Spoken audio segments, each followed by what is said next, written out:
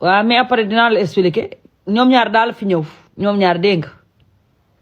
nga waaw waxu manqué yaa ma gën a xam après dinaa la expliquer waaye wax naa leen luy tàqate du fay man leen sama mbala gi boo leen ko déggee loolu munta nekk na ko nekk rek nekk ci sa jàmm laa yéene ñëpp jeex na waaw parce que fi ne ñun dépassé nañ noo xamante ne ni parce que bu yàggee sax nit ñi danaan nit ki moo ñu yor wala dara te xam nga ne fii ku ci nekk yaa géré sa bopp waaw mi ngi noonu mi ngi noonu d'accord noonu la demee xam man moom sama xol dafa rafet man amul li benn xolu ki ñaan bu ma yéene kenn mais loolu la dëgg la nag ku nekk ci jàmm rek barke Serigne Touba daf ko jaratul parce que ma nga noonu jeex yàlla kese moo yor nit ñi ba pare ku ci nekk yaa ngi bay sa waar di liggéey